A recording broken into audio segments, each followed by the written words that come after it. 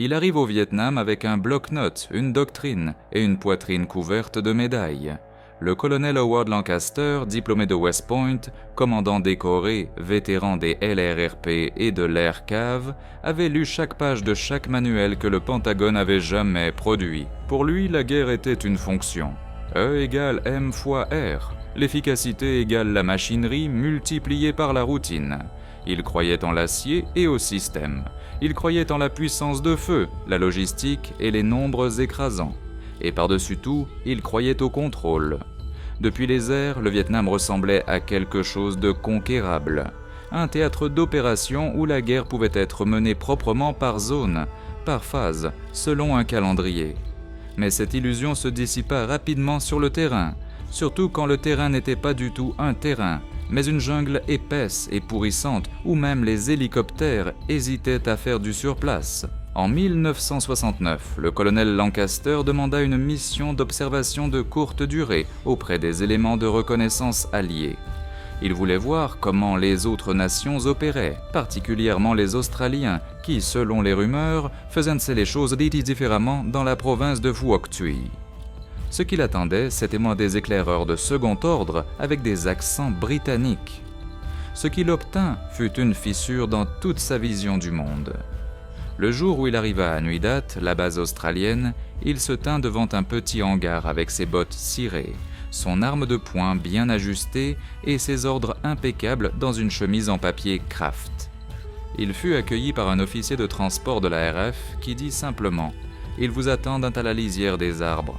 Pas de cortège motorisé, pas de radio, pas de salle de briefing, juste des arbres. Il marcha vers la jungle et les vit. 5 hommes, sales, silencieux.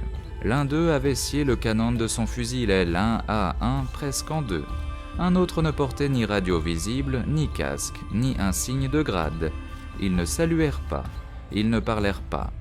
L'un d'eux se contenta de pointer du doigt et commença à marcher. « Où est votre opérateur radio ?» demanda le colonel, s'attendant au moins à un radiotéléphoniste de campagne ou une équipe de soutien suivant derrière. « Vous l'avez devant vous, mon colonel ?» dit le plus grand sans ralentir. Il n'y avait pas de mots pour ce que Lancaster ressentit à cet instant, seulement une brève pause dans sa foulée. Il était venu s'attendant à une démonstration de soutien allié. Ce qu'il obtint à la place fut le début d'une patrouille de 4 jours qui allait remettre en question tout ce qu'il pensait comprendre sur la guerre, la survie et le sens de l'efficacité. Et ainsi, bloc-notes en main, bottes encore trop propres, le colonel suivit 5 fantômes dans la brousse où il n'y aurait ni carte, ni radio, ni plan de secours, juste l'instinct, le silence et une guerre silencieuse menée selon des règles invisibles. Le colonel Howard Lancaster n'était pas un imbécile. Il n'était pas un théoricien de bureau prétendant connaître la guerre. Il avait servi avec les patrouilles de reconnaissance à longue portée en Allemagne et avait volé comme observateur avec la cavalerie aérienne au premier jour du Vietnam. Il avait goûté au combat, il avait perdu des hommes. Mais il croyait toujours que la guerre pouvait être systématisée, décomposée en résultats prévisibles comme l'ingénierie. Il ne rejetait pas la guerre de jungle, il croyait simplement qu'elle pouvait être optimisée. Les Australiens, pour lui, étaient un particulier, brave, professionnel, mais pas extensible. Ils opéraient en petites patrouilles, comptaient sur l'instinct et l'improvisation. Pour Lancaster, ils étaient des reliques d'une guerre passée, plus proches des éclaireurs de la guerre des Boers que des participants à une campagne militaire moderne. Leur absence de radio, leurs équipements minimalistes, leur refus d'utiliser les hélicoptères sauf en cas d'absolue nécessité, tout cela, à ses yeux, était la preuve d'un sous-développement tactique. Avant de rejoindre la patrouille du SAS, il l'avait exprimé sans détour lors d'un briefing de liaison américain à Long Binh. Ce sont de bons éclaireurs, bien sûr, mais ils ne suivent pas la doctrine. Je ne modèlerai pas une armée sur eux, ils sont trop isolés, trop individualistes. Quelqu'un dans la salle avait ricané et dit « Vous verrez, colonel, ils ne suivent pas la doctrine, ils la réécrivent dans ma dose, la brousse. » Il n'avait pas ri. Lancaster respectait la hiérarchie, la structure et la prévisibilité. Il croyait au commandement et au contrôle. L'idée que 5 hommes puissent disparaître en territoire ennemi, sans soutien aérien, sans repli d'artillerie, ni même un plan d'évacuation médicale approprié, ce n'était pas du courage, c'était du risque. Et ainsi, quand il les vit pour la première fois, 5 Australiens couverts de boue, dépouillés d'insignes, sans casque, ne portant que le nécessaire, il catalogua cela non pas comme de l'innovation, mais comme un pari. Son esprit calcula les pourcentages de risque, leurs chances de survie, l'absence d'un réseau opérationnel avancé. Ils ne portaient même pas de ceinturon réglementaire, juste des bandes de toile et du ruban adhésif. L'un d'eux avait des bottes ouvertes pour le drainage. Un autre n'avait pas de munitions de rechange visibles. Pour Lancaster, cela semblait téméraire. Pour la patrouille du SAS, c'était la liberté. Mais cette différence de mentalité ne deviendrait claire que bien plus tard. Pour l'instant, il garda ses pensées pour lui. Il était là pour observer, pas pour commander.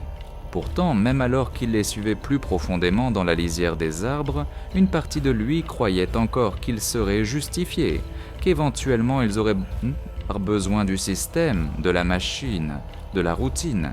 Il n'avait aucune idée qu'en 4 jours, il abandonnerait complètement cette équation, non pas par échec, mais par quelque chose de pire. L'insignifiance. Ils ne ressemblaient pas à des soldats d'élite. 5 hommes, pas rasés, visages striés de camouflage, de sueur et de saleté, chemises déboutonnée, manches retroussées, ruban vert enroulé autour des bottes et des armes. L'un d'eux avait scié la moitié du canon de son L, un A, comme pour se moquer de la géométrie sacrée de la doctrine réglementaire.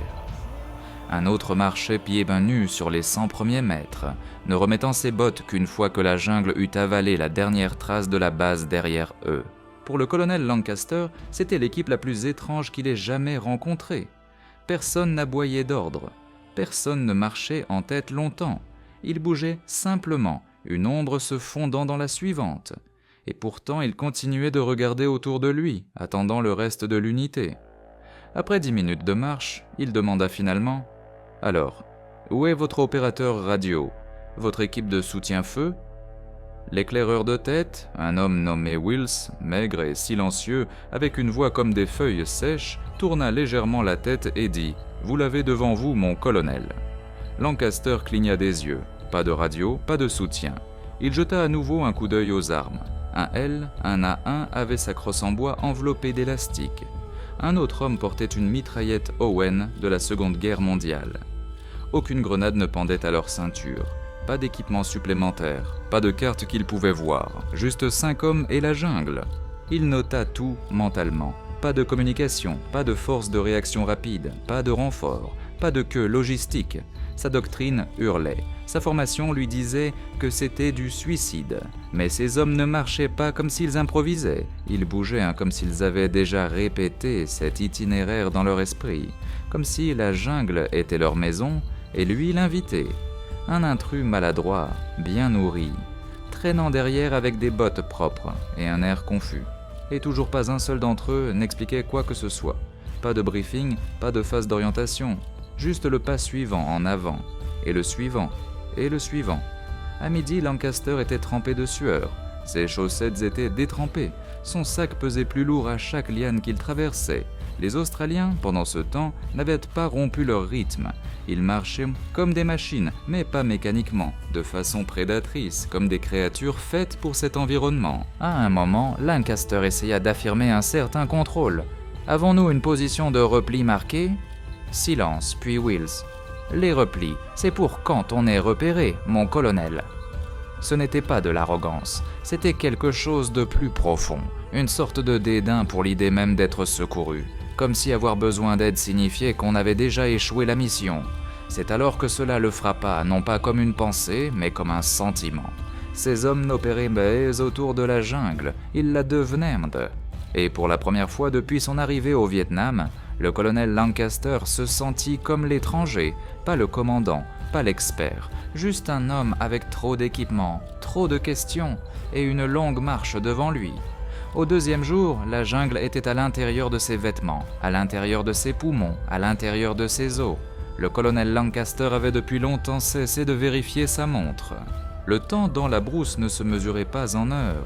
il se mesurait en battements de cœur entre les sons, dans le poids de la sueur s'infiltrant dans votre sac, dans la façon dont vos jambes commençaient à trembler, non pas de peur, mais d'épuisement déguisé en rythme.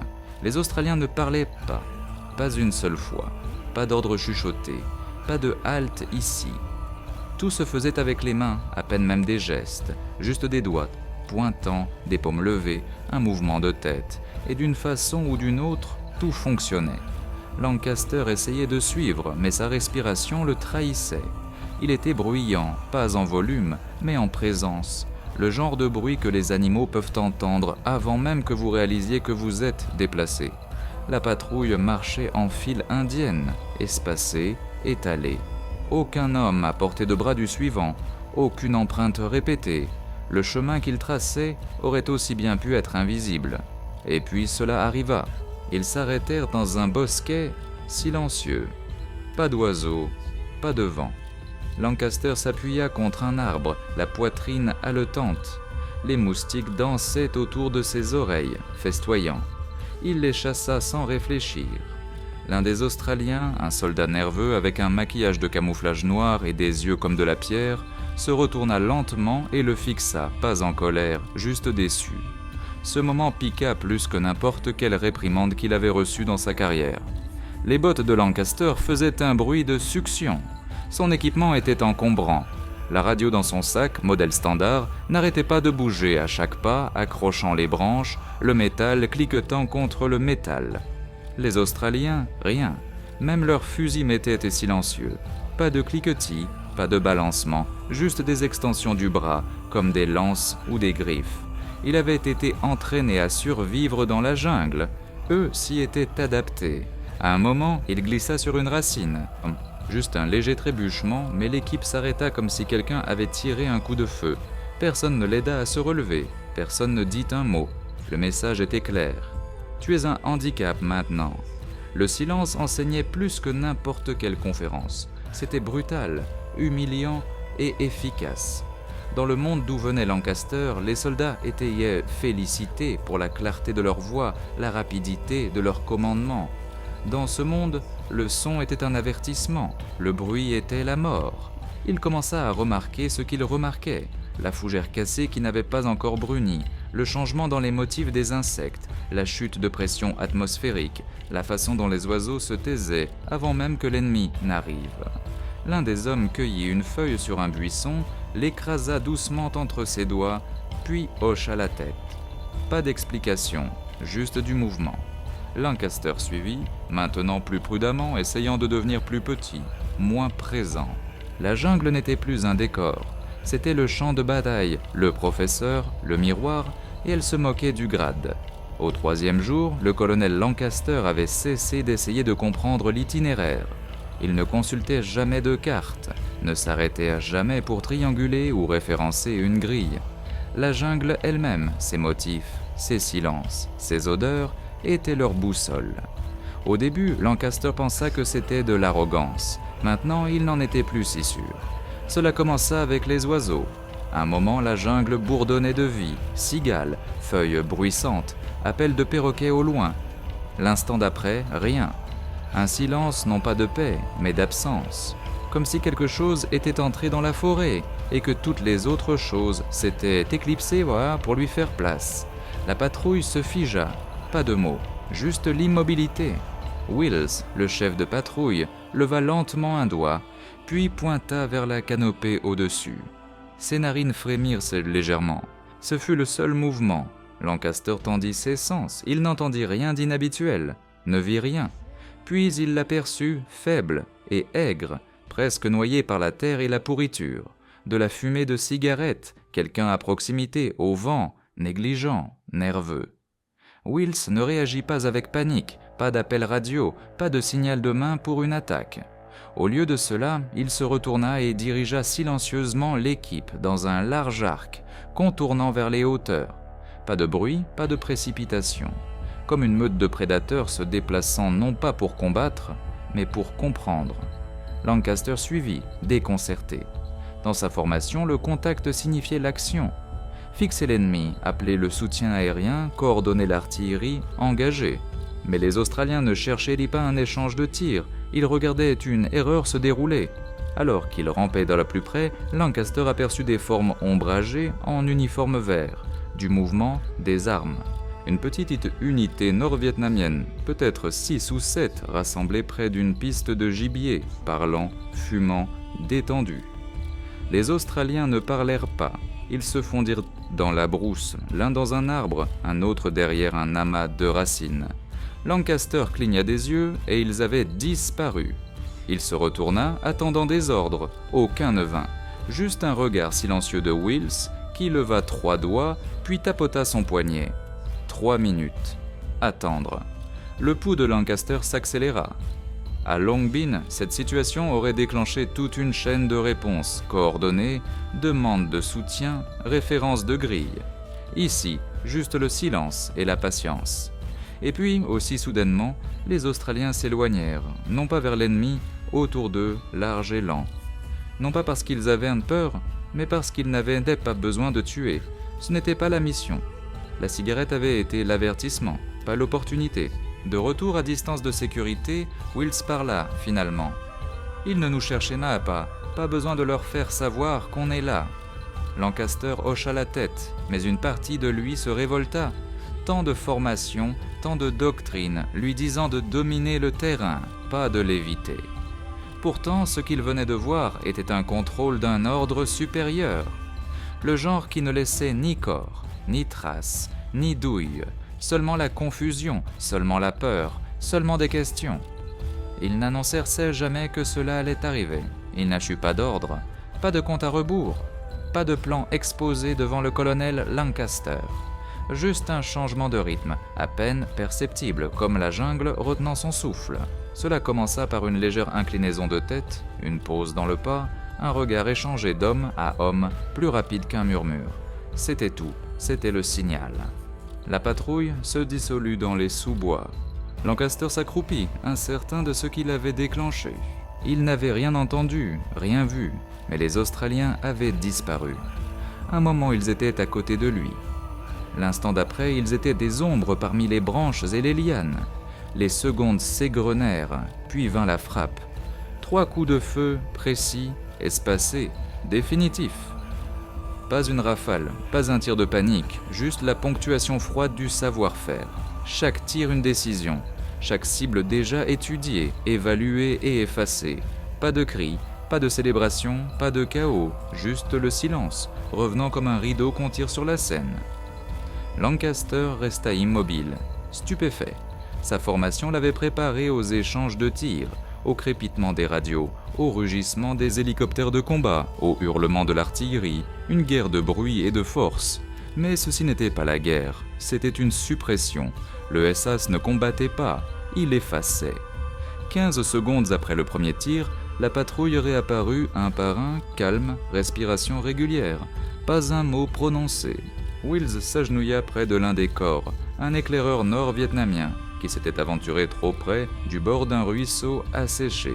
Il vérifia l'arme, puis couvrit le corps de quelques feuilles. Pas de pillage, pas de trophée, juste la disparition.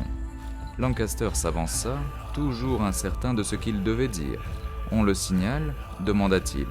Wills ne leva pas les yeux. « Pas besoin » répondait-il. « Ils ne trouveront pas le reste de l'escouade maintenant. On vient de gagner du temps pour quelqu'un d'autre. » Lancaster cligna des yeux. Ce n'était même pas leur mission. La patrouille n'avait pas chassé cette unité. Ils avaient simplement agi avec précision, silencieusement, pour neutraliser une menace qui aurait pu compromettre une autre équipe des jours plus tard. Pas de demande d'approbation, pas de traces administratives, pas de confirmation de mise hors de combat nécessaire, pas de drame, seulement l'intention. Lancaster regarda en arrière vers le chemin d'où il venait. La jungle avait déjà commencé à reprendre possession de la scène. Les feuilles bougeaient, le vent soufflait, les empreintes s'effaçaient, les hommes étaient déjà en mouvement. Et comme ça, la guerre continuait. Pas dans les explosions, pas dans les chiffres, mais dans des perturbations silencieuses, chirurgicales et invisibles. Au moment où le colonel leva sa radio pour rapporter ce qu'il avait vu, il ne restait plus rien à rapporter. La bataille s'était terminée avant de commencer.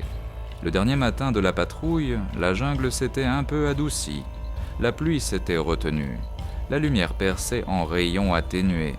Et pour la première fois depuis des jours, le colonel Lancaster sentit qu'il pouvait enfin respirer. Il se dirigeait vers une ligne de crête, silencieux comme toujours. Formation inchangée. La mission, quelle qu'elle fût, semblait accomplie. Personne ne l'expliqua. Personne n'en avait besoin. Et il n'y avait pas de débriefing dans ce monde. Juste le sentiment que le travail était terminé. Lancaster avait gardé une question dans sa poitrine depuis le jour où ils avaient quitté Nuidat. Elle finit par s'échapper. Quel est le plan d'extraction ? C'était une question simple, protocole standard. Dans son monde, aucune patrouille n'était complète sans stratégie de sortie. Coordonnées d'hélicoptères, zone de repli, point de ralliement secondaire, couverture d'artillerie. Le plan était la colonne vertébrale de l'opération. Wills ne s'arrêta pas de marcher. Il ne regarda même pas en arrière. « On ne se fait pas extraire », dit-il platement.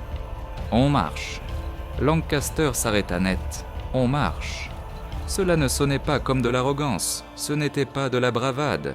C'était une politique, une doctrine, une philosophie.